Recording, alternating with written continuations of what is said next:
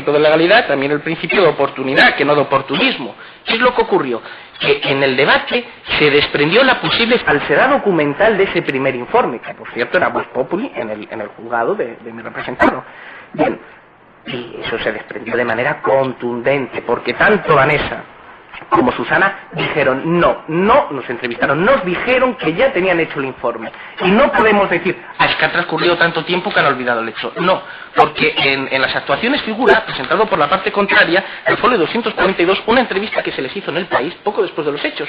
Y repiten lo mismo, y los tenían frescos y los tenían recientes. Bien, pues el Ministerio Fiscal, en ese caso, no se le ocurrió pedir testimonio o ver si ahí podía haber delito, pero sí cuando el secretario se creyeron las partes, el secretario había dicho que Loli, aquella funcionaria que está ahora en el puesto de Victoria, que es la que ha venido a declarar, el secretario pareció decir que Loli le había comentado que lo había pedido en Encarna. Entonces se levantó, como se dice en esta tierra, escopetado, a hablar con la secretaria, a ver si eso lo había dicho el secretario, como entiendo yo, presumo sin a lo mejor sin fundamento, que intentaba ver una posibilidad, un posible falso testimonio. Es decir, eso nos demuestra con qué acusación nos movemos, cuáles son los motivos que de contrario se alegan, y entiendo. Señoría, el Ministerio Fiscal ha mantenido el máximo respeto hacia la acusación, que interesaría que la defensa mantuviera el mismo respeto hacia el Ministerio Fiscal, no hablando de oportunismo y de cosas de ese tipo, sino de lo que vemos venir a defender. No. Procuraré evitarlo. Yo lo hago porque entiendo que el Tribunal Supremo habla de las denuncias espurias o las acusaciones con intereses espurios. Lo hago en ese sentido, no en el sentido ni mucho menos personal, por eso hablo Ministerio Fiscal, no cito el nombre, pero me contendré, procuraré centrarme. Señor fiscal, está en uso de su derecho de defensa. Se ha hablado de un principio de oportunidad que todos conocemos. ¿A qué se refiere, no? Bien, entonces, ¿qué ocurrió? Una vez que emitieron este informe, los miembros del equipo se concedieron un informe completamente irregular, repito, porque se hizo antes de ver a estas mujeres, que por cierto fueron ellas las que solicitaron ver a la mujer, pero en ningún caso vieron a la niña. Y a pesar de eso, tacharon en su informe observación personal. Bien. Que habían visto a las mujeres, cosa que fue incierto. En segundo lugar, un informe firmado por el gabinete, donde dicen, no, es que nosotros solíamos firmar con el gabinete. Bueno, pues en el juzgado de familia en Madrid es práctica habitual que yo creo que es práctica en todos lados, que no se puede firmar, el gabinete no es nadie, es como resoluciones que tienen que ir refrendadas por el secretario, no existe una firma conjunta del juzgado. Tiene que firmar cada uno. Es más, los colegios profesionales, tanto de trabajadores sociales como de psicólogos, que es lo que vienen a establecer, que en esos informes se debe firmar por separado la parte que a cada cual le corresponda, porque un psicólogo no puede aseverar lo que le corresponde al trabajador social, y por contrario, un trabajador social no puede aseverar lo que le corresponde al psicólogo. Todo esto, ¿a qué lleva? A que ese informe no servía para nada. No servía para nada, y era evidente en el juzgado que se había hecho, como la misma Encarna, cuando yo le pregunté a preguntas de esta parte, de si se había movido por motivos ideológicos, tampoco lo negó categóricamente. Simplemente evadió la respuesta y dijo, no, es que a mí me pagan para hacer informes. Sí, no lo negó categóricamente, y se lo dijo al señor magistrado.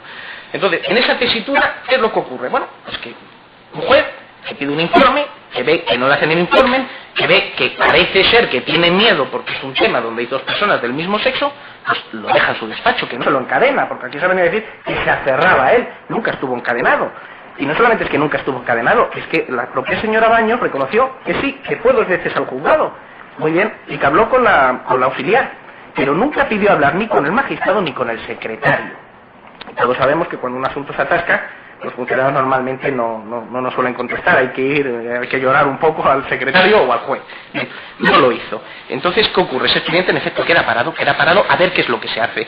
Y en esa época es cuando entiende el magistrado y dice, bueno, vamos a ver, estas mujeres no han querido informar, y no solamente no han querido informar, me han reconocido que aquí hay motivos ideológicos, pero ¿esto qué es lo que lleva a pensar a cualquier persona? Cuando un perito no quiere informar sobre un tema, cualquier persona por el sentido lógico viene a decir, bueno, pues ¿será que no está claro el bien del menor? ¿Será que hay dudas? Y ahí es cuando empieza a investigar la cuestión de inconstitucionalidad. A preguntas de esta parte reconoce el magistrado que nunca jamás había presentado ninguna. 6 meses de un expediente parado para estudiar una cuestión de inconstitucionalidad no es demasiado. Entonces es en ese estudio cuando dice, bueno, vamos a hacer un segundo intento, vamos a pedir un segundo informe, que sea un informe en un papel. En efecto, pide ese segundo informe. Ese segundo informe, ¿cómo lo pide? Lo pide nombrando un defensor judicial. ¿Y por qué nombra un defensor judicial? Luego, cuando hable de los elementos del tipo, ya sostendré que el defensor judicial cabe en este tipo de procedimientos. Pero claro que el magistrado entendió que existe un interés contrapuesto, es que no podía ser de otra manera. Vamos a ver, es que la madre biológica y la madre adoptante se habían mostrado a favor de esa adopción y el Ministerio Fiscal había informado a favor de esa adopción. Lógicamente tenían una idea tendenciosa, correcta, legítima, perfectamente legítima, que es que esa adopción era buena. Si precisamente el señor magistrado, el acusado, estuvo estudiando si esa adopción era buena o mala y había doctrina científica, y que luego no será muy importante, que decía que esas adopciones no eran buenas, lógicamente él pide un informe porque entiende que estas partes no pueden intentar probar eso porque ya presumen la bondad. Nombra un defensor judicial.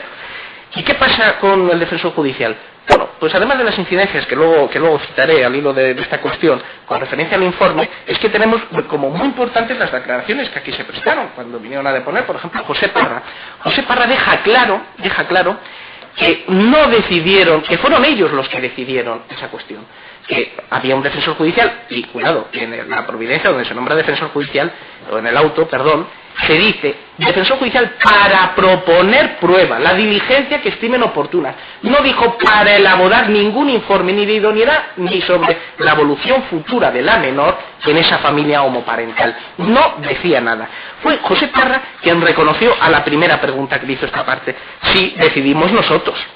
Es más, se le pregunta, vamos a ver, porque ese informe después pues tiene ciertas lagunas que ahora comentaremos, y se le pregunta esta parte. Bueno, y no hubo una rebelión, que nosotros nunca hemos dicho, porque aquí de contrario se ha dicho, nunca hemos dicho que hubiera rebelión. Dijimos que José Parra dijo que hubo una rebelión.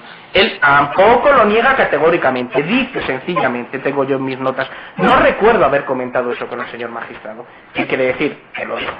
Una cosa tan fuerte, tan contundente se recuerda. Él no lo recordaba. ¿Qué es lo que sugiere el señor magistrado? Dice, aquí estamos tocando un tema muy delicado, esto es, entre comillas, políticamente incorrecto y nadie se quiere mojar las manos. Todo el mundo se la lava.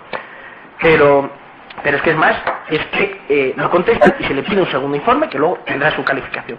Pero ¿qué dijo el siguiente que vino a deponer? Antonio Luz Elvira.